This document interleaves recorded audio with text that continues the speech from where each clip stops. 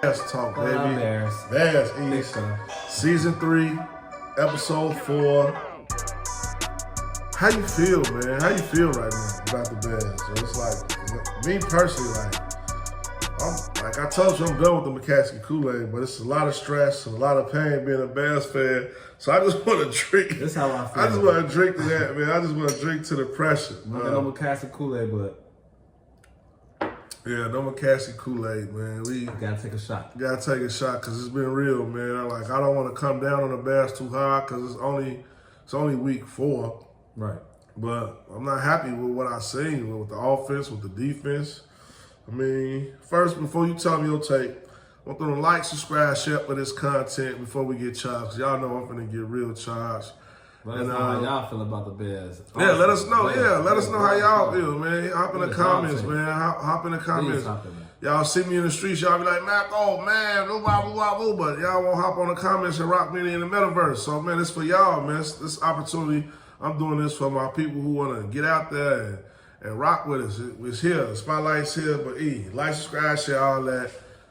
How you feel about the Bears, man? Where we at and where do we go from here? Man, where we go from here? I mean, I feel the first thing is like it's crazy because I don't want to go back into the past, but it's like kind of like, man, we told y'all like that it was me, even though we got the #1 quarterback and he's great and everything like that, but sometimes that camaraderie is important, you know? Right. And for me, when Justin Fields was here, I felt like we could have built on that because we didn't even have receivers like how we have right now. We didn't have all this that we had. And just to see him going out there and he undefeated now because he has a good coach and seeing how he's being coached, still doing the same type of dumb stuff, but he's being coached enough to where like with the games, it's getting them through the situations, you know what I'm saying? Compared to what's going on right now with us, I just feel like the coach is not coaching. These coaches is not coaching right now, you know. No matter who we get, you know. Man, no matter who we get. It's echoes. This echoes from last year around this time. If you go back and watch other Bear Talk episodes, you will see around this time last year we was talking about the same thing. It went from Luce Gassy now with Shane Waldron.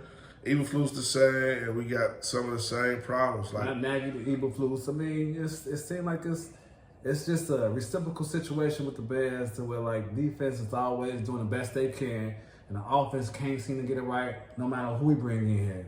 No matter if we at home on the road. I thought at first it was the grass. At first I used to blame it on Soldier Field grass, but we was in the turf last week, you know, against a team that they couldn't stop the run. Now all of a sudden they was the 85 Bears. Against us, everybody was like the 85 Bears.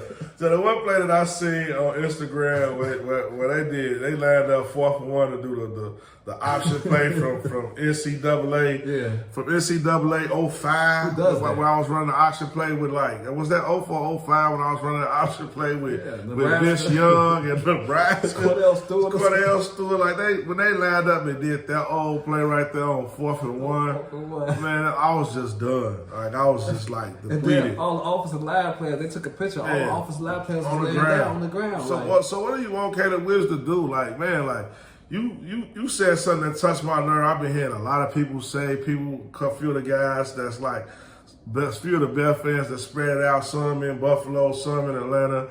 They've been saying, well, not none of the ones in Atlanta. I ain't gonna say what region they in, but I've been hearing a few Bear fans talk about they wish they had Justin Fields back. Man, stop it. Cut it out, man, with the Justin Fields comparison. The guy, this is his third game. He threw for 365 yards. Just that right there lets you know, like he had 52 passing attempts. Caleb Williams had 52 passing attempts, bro. With that offensive line, you mean tell me like you gonna pass the ball 52 times? Like where's your balance at? Where the balance at? Where the game plan at? Like it's like, man, I don't understand who called these plays and what's going on in those meetings. But whatever it is, it's just not right. At this point, it's just not right. And we 1-2, but we could easily be 0-3. We could easily be 3-0 too. And man, it's a lot easier for us to be 0-3. I tell you that. The defense been playing lights out, but the defense always good. It's Chicago, man. We can build a good defense. And that's the only thing Eberflus hanging his hat on right now at this point is that defense, because the coaching, the mistakes, the timeouts, the the bad challenges, all the stuff is mounting up. The play calling, everything is mounting up. It's mounting up. One of the worst calls I wanted to really approach was when Caleb got his first touchdown on Doomsday, right? They excited that they got a touchdown, so they running trying to do their little game plan or whatever. Yeah. And then at that time, you should, as a quarterback, and you know you got rookies just scoring a touchdown. Okay, let them celebrate, but you should understand that we down by a certain amount where we need a 2-point conversion right there. You know what I'm saying? It was 14-9, do the 2-point conversion right there, make it 14-11. But I'm going to take those mistakes because them like rookie mistakes. I'm not talking about the rookies. I'm talking about the coach, right? Not knowing. So I'm not gonna blame that on the coach though, because I know a lot of media sites is blaming that on the coach, but I'm not gonna blame the coach for that because he may have told them, and then Shane Walters may have told them, may have not. But it just might have man, that's his first touchdown. He gonna celebrate. We're gonna go over 2. We're going over 2. I mean, all right, call a timeout right there. That timeout really didn't hurt us. It just showed our lack of focus and our lack of organization. That's all I'm saying. Of going to the next play or the next play. Like you too behind it. The game is dragging you along. You're not ahead of the game. Yeah, you're supposed to be 2 steps ahead. All the good coaches be 2 steps ahead. The game dragging him along. Exactly. So I'm with you. I can see that. And that's not his fault. That's not, like I said, I'm not getting upset about Caleb Williams and Doomsday celebrating because that's their first touchdown. I get that part. My whole logic was looking at even if it was on the sideline, they showed it over and over again. He's like, no, go for 1. No, go for 2. He was indecisive. I'm tired of this indecisiveness of not knowing that, we need 2 right now to make it a 3-point game and have your game plan already ready, knowing that it's a touchdown is about to happen. It was like they were surprised we scored a touchdown. Like, we finally scored a touchdown. Yeah. What do we do? What do we do? And that can't happen. I was surprised we scored a touchdown. I mean, was you watching the game? As a coach, though, you got to be prepared to. Your game plan is we supposed to score several touchdowns. You should probably be ready for that situation. I just felt like he wasn't ready again. Another time we lost because at the end of the game, now that timeout is over and done with, and now look. Richardson is none the ball. Only 170 yards. He had a terrible game, but they still they got the W. They got the W. But my takes for that game, I'm done with the McCaskey Kool-Aid for sure. For sure, I'm done with the McCaskey Kool-Aid. Bears got to turn it around, and he got to turn it around mentally. Like, Shane Waldron, man, I don't know. Low down dirty Shane, that's what you call it. Man, it's a low down dirty Shane where we got this guy from, because, man, he ain't it. I can tell about, man, the one thing about me is I can tell when a guy's it, and he not it.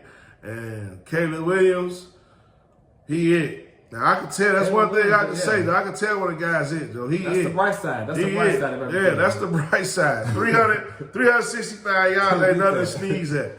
You know what I mean? Ain't nothing to sneeze. And he did it on a bad game. Actually, that's the NFL last week. 2 players had close to 100 yards, or 100 yards and over. Like, we had 2 players. Cole Kmet, the tight end, got off. Roma Duze, that connection looked like I thought it would be when I drafted him in fantasy. Shout out Jones versus Shy Guys. That's what I was thinking. A game like yesterday is what I envisioned when I drafted Caleb Williams and Roma Duze to my fantasy team.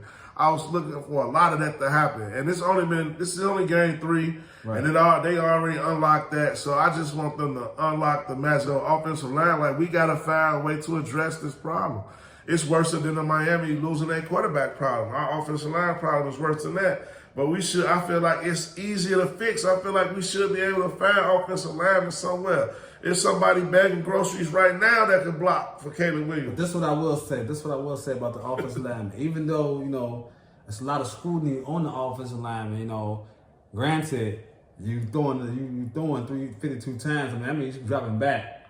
That's a lot. He threw more than any quarterback. He threw more than any quarterback. That's last week. But the second half was better than the first half as far as the production was going, So I do seem like it does seem like the Bears are on the right track. It's just that Shane got to relax a little bit, man. You can see him on the sideline. They got him on. Yeah, you showed me that clip. He's shaking his hand while he calling plays, and he's not even calling plays up like this. He showing this thing. Oh, I forgot. I got to call plays like this because people are seeing me. He's shaking it. It seems like he's nervous right now. Yeah. And so I don't know if it's his nervousness. I think that Shane got the ability to call some good plays. I just feel like right now his nervousness. He looked like he's nervous to me right now.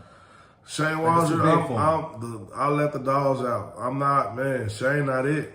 I can see it right now. It's week 3. I'm a die-hard Bears fan, but I'm gonna hold him accountable on this show. Like, That's one thing I got to, because I'm betting money on this show. So it's like, man, you know how you be like, man, no, you can't do that, man. We gambling. No, you can't do that, man. We gambling.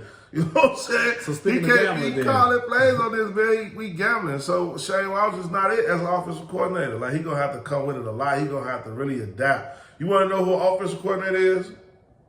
Or a real coach? Sean McVay, the guy that we play. Oh, this week. That's what a coach look like. Man. You lose your 2-star receivers. Man. You go to one of the toughest places in the world to win a game, and you go pull it out. You know what I'm saying? You go pull it out. Like, that's what a coach look like. Like, that's what a coach look like. Right. A whole different game plan from what he started. Like, he just showed his versatility. Like, he can beat you anyway. I can beat you in the air, and I can beat you on the ground. And that's game planning and knowing how to call plays. Like, they weren't winning that whole game. They was like, right in it, stay with it. Stay with the running game. Stay with the running game, because the running game is what opened up the passing game. And just call good running plays and had a good scheme and schemed up a dub. And the Bears guys can't scheme up a dub right now. It's going to be the players. The players got to play. It ain't the coaches. And the Rams, the players going to play for sure. The players got to play, but the coaches, they're going to put them in the best position to win. And we got to play the Rams this week in Chicago. And guess what, E? I'm taking the Rams, bro. I'm taking the Rams. Y'all be like, Marco, I can see y'all now. How you go bet against the Rams? You talking about you a diehard Bears fan, man. Man, we gambling, man. The Rams is the dogs this week, and we gambling. Yep. 8+140, man. I'd be damned if I bet on the Bears this week. And the total is 40. Man, I'm going with the over. I'm taking the Rams and the over all day. Over 40.5. The Bears and the Rams over 40.5, man. What you got this week, man? What you see? I got the Rams. I don't got the Rams $5 of money line, but I do have the Rams +2.5. I'm taking the +2.5 Rams, and I like the over. You know, I'm not gonna just because I can't. You know, even though that's the way to say I'm scared to go. I don't want to go against the Bears, but I'm still gonna go against the Bears. For +2.5. Man, Bears sliding off into that White Sox zone to me, man. They sliding off. Hey, you know. If you love a team, if you bet against them, guess what? You can't lose. Because if they win, you're gonna be happy your team won. If they lose, you're gonna be happy that you won some money. So that's how it is, man. It's the space age gambling, man. It's Bears talking. I'm just gonna keep it 100, man. Y'all new socks. Man, now I ain't saying any new socks, but I'm saying that they slipping into that White Sox zone. Like this week one of the zone right here, this week one. The zone, I'm taking this +140 for the Rams. I just think the Rams outcoach them. I think the Bears play hard. I think the offense do better. I think the defense do what they do. But I think the Rams just outcoach them. I think it's going to come down to a coaching decision. Eberflus ain't going to make it. Sean McVay going to make it. And then Rams going to win. That's how I feel about this week, and that's why I'm betting with the Rams, bro. It's definitely not a bad pick right now, according to what we've been seeing lately. So, and I'm hoping that's not the case, obviously, but I mean, it seemed like the signs are showing that it's looking like that +140 sounds good to me too. Yeah, it's +140. I got to ride with it, man. But before we get off the Bears, though, I do want to say, so I want to talk about some things that I want to see this week from the Bears.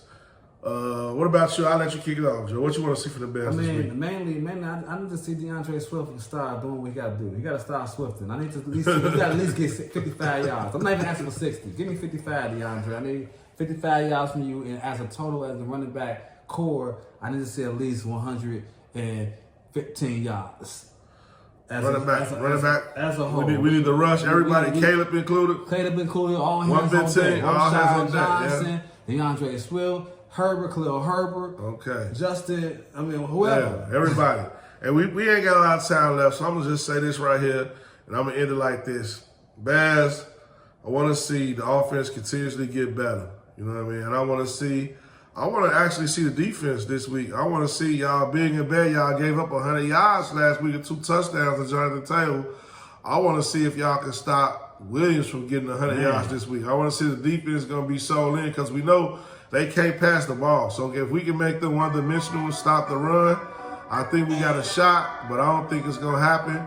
But that's what I want to see this week. I want to see if we can do that this week, stop the ball, man. So it's Bears Talk. It's the Weekly Dog Sports Betting Podcast Show. We're going to go. Let's get into the picks.